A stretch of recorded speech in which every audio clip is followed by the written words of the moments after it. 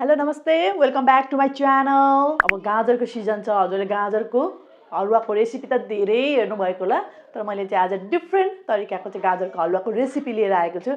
अनि मेरो बच्चाहरूको चाहिँ फेभरेट डिस हो। यसमा चाहिँ बिना चिनी कसरी बनाउने त्यो पनि म भन्ने छु हैन। चिनी हालेर बनाउन पनि सक्नुहुन्छ हजुरहरूले। अब जाउँ है त गाजरको हलुवाको लागि चाहिने सामग्रीहरू र कसरी बनाउने त्यतातर्फ।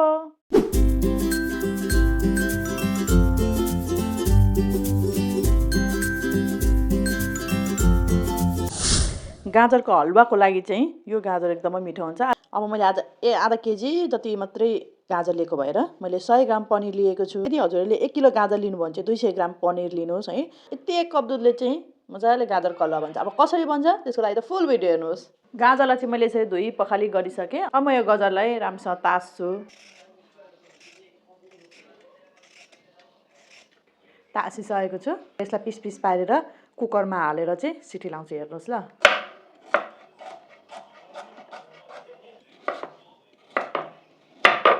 अब पिस पारेको गाजरहरू चाहिँ यसरी म कुकरमा हाल्छु र यो गाजर चाहिँ यति दुधमा चाहिँ यो कुकरमा यसरी हालिदिन्छु र यो सिटी लाग्न दिन्छु।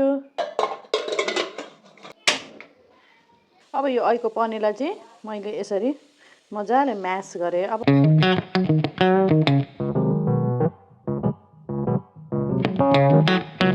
मैले चाहिँ पनिर सबै म्यास गरिसकेको छु।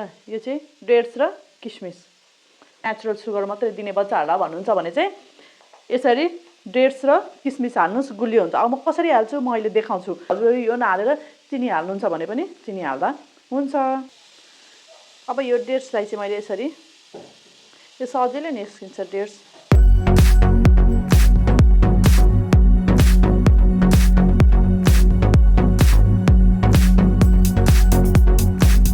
यसरी मैले डेट्स चाहिँ दाना निकालेर यसरी गुदी मात्रै निकालिसकेको छु। अब मिक्सरमा चाहिँ डेट्स र किसमिसलाई यसरी हालेको छु मैले। अब यो पगालेको घिउलाई 2-3 चम्ची, तपाईँलाई कति मनपर्छ घिउ चाहिँ त्यो चाहिँ आफ्नो चोइस अनुसार है। उसिनेर राखेको गाजर भइसकेको छ है। अनि यो गाजर चाहिँ एउटा मैले टुक्रा यो चाहिँ यसमा हालेको छु। हेर्नुहोस् त अब यत्तिको चाहिँ पिसेँ है मैले। कस्तो राम्रो भएको छ क्या मजाले। अब यो चाहिँ एकदम गुलियो हुन्छ है। अब यसलाई चाहिँ यसरी मजाले म्यास गर्ने है। सजिलै म्यास हुन्छ नि त। अब यो नमिठो होला, कुकरमा हालेको काहीँ मिठो हुन्छ भनेर पनि कमेन्ट गर्नुहुन्छ पक्कै पनि। तर यो कुकरमा हालेको पनि मिठो हुन्छ मलाई। अनि मैले यो ट्राई गर्न थालेको घरमा त कति डिमान्ड आयो क्या। योपालि त मैले यो समेत 8-10 चोटि नै भइसक्यो होला बनाएको। मैले चाहिँ म्यास गरेको गाजरलाई यसरी कराईमा हालेर चाहिँ मजाले भुट्दैछु। यसको अलिक पानी जुन छ नि पानीको पोर्सन भनौँ न, यहाँ दुध पोरको पोर्सन यो चाहिँ अलिक सुकुन्जेलसम्म चाहिँ एकछिन भुट्नै पर्दैन, धेर पनि 1-2 मिनटमा लगभग हुन्छ। अब म यसमा चाहिँ यो हामीले जुन म्यास गरेको पनिर छ त्यो पनिर हालिदिन्छु।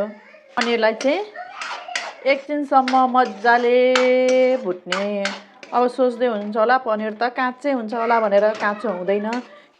अब हेर्नुहोस् है यत्तिको त भुटिसक्यो होइन मजाले। त्यो डेट्स र किसमिसको हजुरहरूलाई चाहिँ डेट्सको यो नै हाल्नुपर्छ भन्ने छैन, चिनी हाल्दा पनि हुन्छ। सक्खर हाल्छु भन्नुहुन्छ भने सक्खर हाल्दा पनि हुन्छ।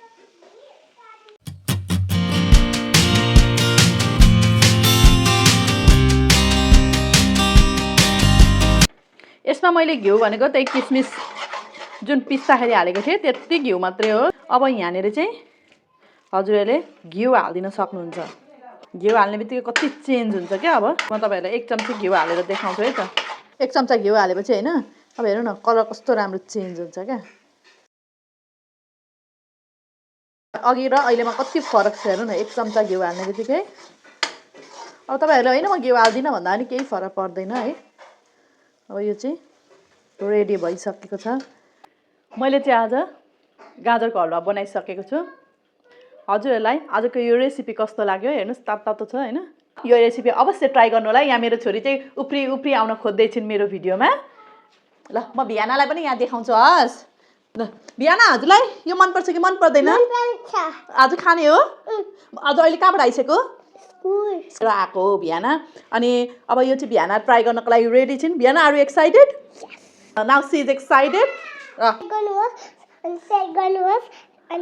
Please subscribe.